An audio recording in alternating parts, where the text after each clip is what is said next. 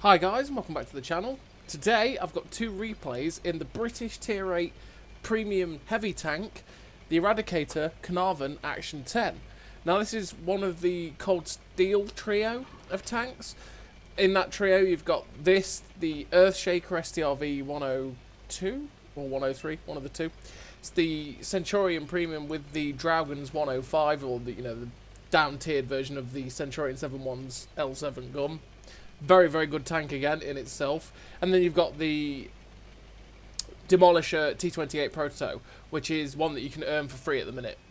And that tank's, it's alright. This tank is the best of the three, in my opinion. Obviously, that's my opinion. Other people might not like it. Other people may prefer the Earthshaker, may prefer the T28. For me, I think this is the best of the three. Obviously, they don't come around for sale all that often because they are the sort of limited, in inverted commas, edition tanks.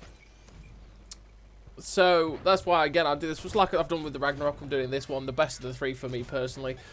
Although I do love the Earthshaker, and I do love the Earthshaker because it has that fantastic gun and it has the ability to go hull down and thrash people with Hesh and stuff, and it's got that Hesh beam, which is great. This tank is definitely the better one for me. And the autoloader on this gun, as you've seen, 17.1 second reload with food. It's got 280 alpha. It's got the 3-shot autoloader. Its intra-clip reload is a little bit long, but it puts out, damn it, you reload it that quickly that you just put up with the intra-clip, because 17 seconds, probably 18 seconds without the food boost is insanely good. And this tank just dishes out damage so damn well. It's got decent ability to be hulled down. It's got reasonable mobility for a heavy tank. It's just a Caernarvon, but with the 32-pounder that is an autoloader. The 32-pounder can be a little bit derpy every now and then because the shell velocity, I'll get the English, it's fine. The shell velocity is pretty slow, but it is what it is, and generally the tank is nice to play. When it's hull down, it does, as you've just seen, have a problem in that the turret isn't that strong. It's just troll. So when you're on a ridgeline, you want to be bouncing backwards and forwards. You don't want to sit still expecting to be impervious with your turret, because they will still probably pen it. So, in terms of the crew that I run on the Eradicator, I run Born Leader, Rapid Reload, Sixth Sense, Situational Awareness, Steady Aim, Track Mechanic, Run and Gun, Snapshot, and Armour Angling. Now, I run those perks, Armour Angling, because reducing the damage you take by 5% is always nice. It means that there's quite a few times where that might save you, where you're on like 390 hit points and someone comes around the corner with a 390 alpha gun, their alpha is now a lot lower. And the rolls that they can get is, again, lower, so it can sort of save you in that way. And the gun perks, well, the gun perks, because the gun is a little bit derpy, like I say, it's not the best in terms of its accuracy. Well, it's 0.34 accuracy, but like I say, with the shell velocity and stuff, it does feel a little bit derpier. So having all the gun perks to make it as good as possible is just something you want. In terms of the equipment I run on this tank, well, I run the optics, vert stabs, and vents. Now, you could quite easily run something like the power trade instead of the vents to get that 5% extra horsepower. You could run the traction system to try and get 10% better track traverse and that 10% better speed. You could run the advanced armor to have, 5%, take 5% less damage, and pair that with the armor angling to get 10% less damage taken. So if someone had a 400 alpha, that's technically they've got 40 less, so they've got 360 alpha, although they don't know that, so they might be a bit overconfident, come around thinking, I've definitely killed this guy, shoot you. They do 350 when you're on like 375 health, and then you finish them off, for example. Now, in this game, we have used this position to our advantage. We've stayed hull down, and we've just pummeled out the rounds as quickly as we can. We've kept finding unsuspecting targets, dropping the clip, and staying safe on this little ridgeline hull down. We've lost a lot of our hit points, so we do have to be a little bit careful.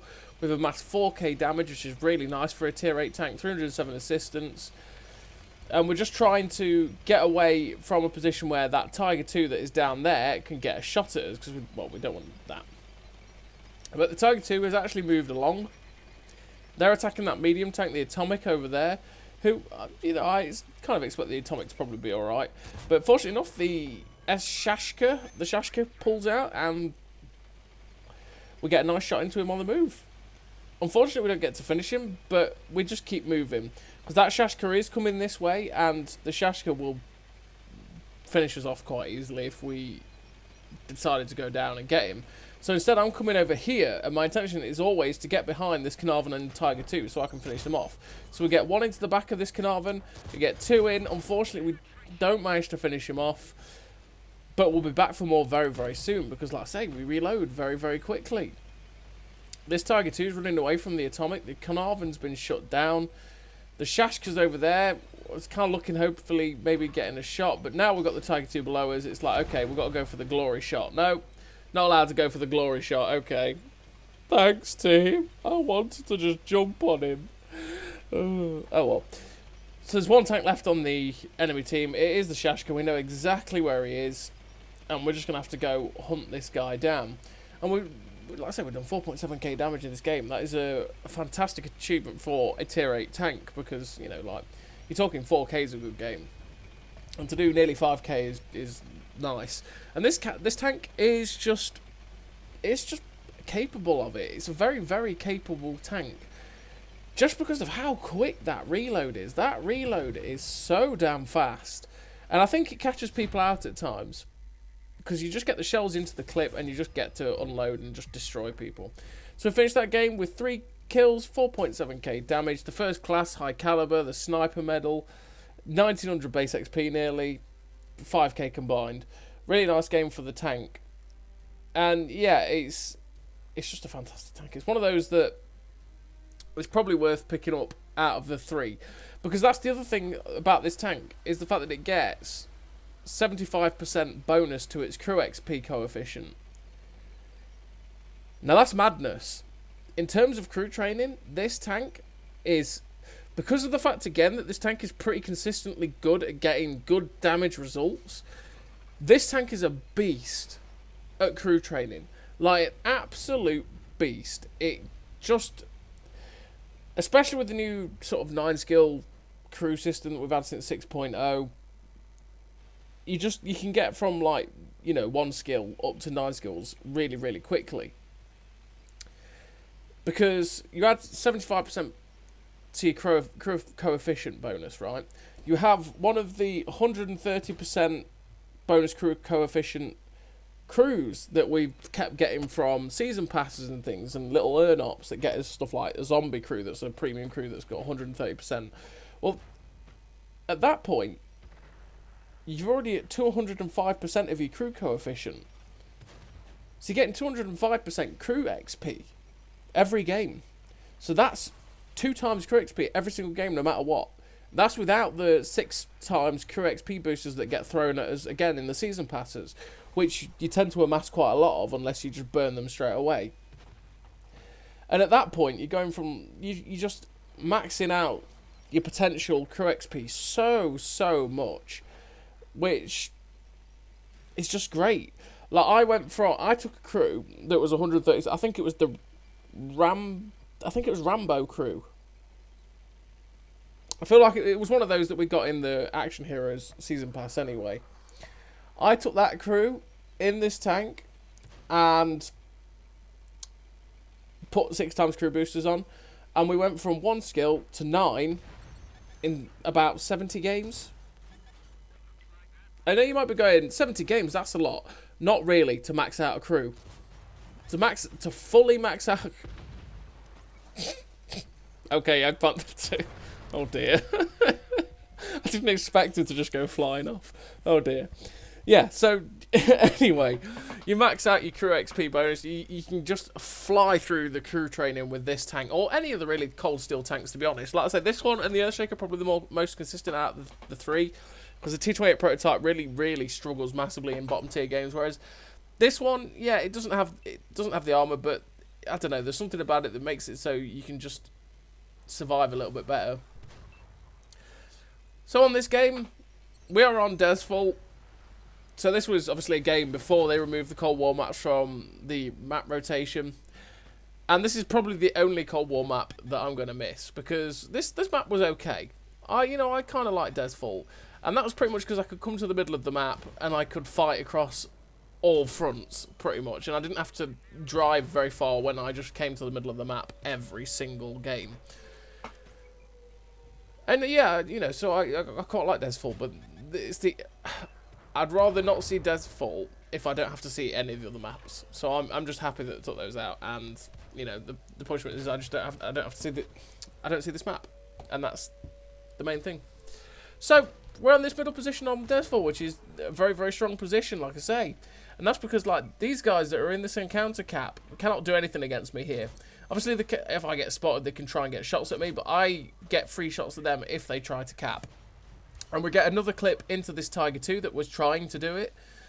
And we're just trying to keep ourselves safe. Hopefully not get shot by anyone there. I'm keeping this building between me for that exact reason. That M355 dropped the shell in, and I was staying here because, I was staying safe from the Tiger 2. But mainly because so that the artillery couldn't hit me. And he still splashed me and did a bit of damage, but, it is what it is. It happens. And I'm trying to figure out what I want to do next. So I'm thinking, do I want to go charge these guys down here, get in their face, get hulled down? I do, but there's the threat of potentially having something on their sniper hill and having something that might spot me, get me caught out. Because this is the problem with Desfall, is the fact that if I want to come off this middle area, I have a long way to go across every single way, which is massive amounts of open ground that if I get spotted, I'm doomed, because there'll be tons of snipers with great sight lines that can just shoot me if I try to leave it.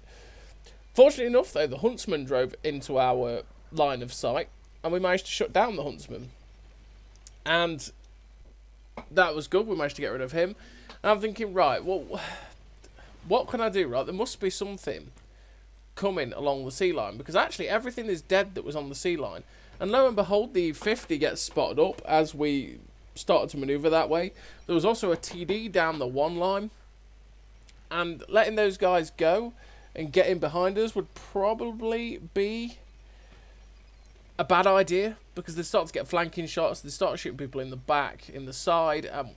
Yeah, we don't really want that, because that would be bad times for our team. Now, we try to avoid any driving incidents there, which we do, and we're just trying to go after this E50, because obviously we've got the clip potential. With 280, it's like 720 or something like that, a little bit more.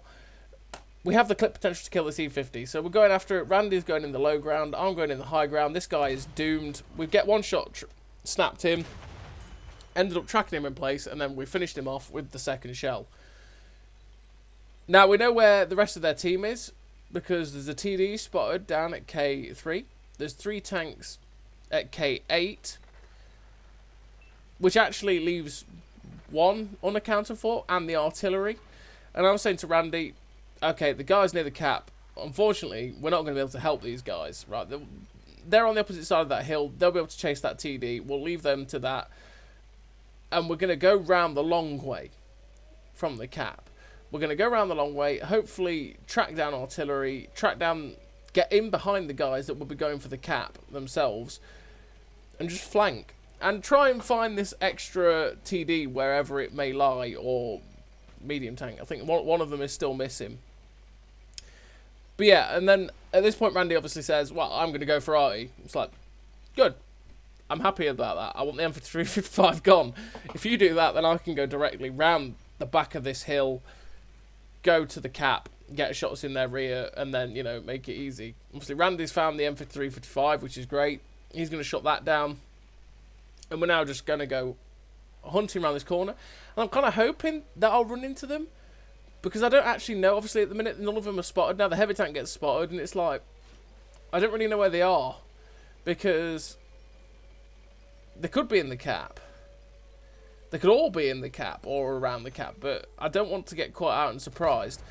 Fortunately enough, like I say, we actually surprise and catch out the Ramatar Balsig. We shut him down. And now we're in a position to get shots into the back of the Emil. But then the Type 59-2 gets spotted up. So I'm like, right, okay, I'll shut him down. Unfortunately, I ended up bouncing off of that guy's turret first time round, which is really annoying. And the Emil has dropped his clip, so I know I'm safe from him. I've just got to get into this dip to get hull down and get safe in case he reloads. Or he is still got one shell left. Now we're reloaded. We're looking to get the shell into this Emil 1951 to shut him down, or the Barracuda, as it is. He gets shut down, and now I decide, you know what? I want the full clip for this Emil 2. Not Emil 2, Emil 1. I want the full clip, because this Emil 1 is healthy. And obviously, if I just held on to 2 shells, I'm going to get 2 shells off, and that's it. He destroys the destructible cover. I pop round, get 1 into his lower plate. Fortunately enough, he bounces. We get another 1 into his lower plate. I know I've got the cover in front of me, which could block all the shells, like the destructible cover. That's why we used it. He bounced all his shells on there, and we managed to get our final clip into him. And fortunately enough, Randy managed to shut down the Emil 1. And we finished with 5 kills, 3.7k damage, 504 assistance.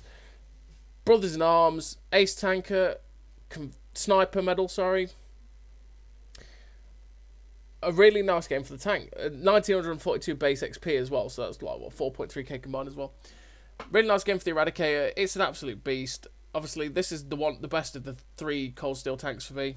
It's fantastic. So as always, everybody, thank you very much for watching. I'll see you next time.